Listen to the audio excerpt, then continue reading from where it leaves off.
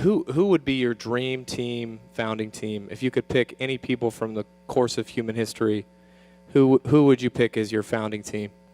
Honestly, I would really like to find like two people, like a 23-year-old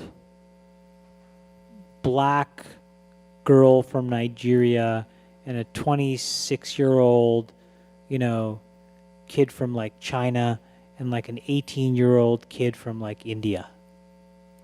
And I want to put them in a room and figure some shit out.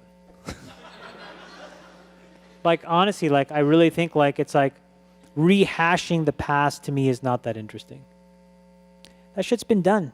They've been there, they've done that. They lived there 80 years. Think about the crazy people that exist in this world today that, like, if they got to the starting line, could run circles around all of us. I want that. I want to be around those people. Are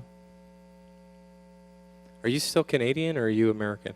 I'm both. You've lived here now longer than you lived in Canada, I've lived right? here more than I've lived anywhere else. But you're not a citizen. I am. You are? Yeah, I got my citizenship. I mean, I applied. It that. just took the government, Well, literally we don't know. I mean, 8 tons of cash and 15 years for them We'd to have give to me my fucking verify citizenship. that we want you as a... Yeah, I mean, according to Trump wants me to leave, which is fine with me. I mean, give me my fucking money back and I'll go. What about you? You've got a lot of strong opinions. Would you run for governor? Would you run for... there's only so much you can do, right? You weren't born here, but... No, so this is a really great question. I think the future is for a collection of really smart people to be attracted to this idea of large-scale problem solving. So if you look today and you're a really smart, interesting person all around the world and you graduate from wherever you graduate from, your options are actually rather limited in the grand scope of things. It's like, you go and work at Goldman Sachs and you're told that it's really important. No, Goldman Sachs sucks. Who cares? No smart person goes and works at Goldman. You go and work at a hedge fund. Those suck too, okay? None of these places are important places that create any value. They're just passing shekels around like this. They're passing it around in a pot. I think what's more, or you go to McKinsey or Bain and again, useless. I think that if there was an institution that existed that had $250 to $500 billion of capital, where the mandate was, hey, young, smart person, come here, and we'll sit around a room one day and we'll say, did anybody watch the weekend news? And they say, yeah. And someone says, well, what bothered you about the news?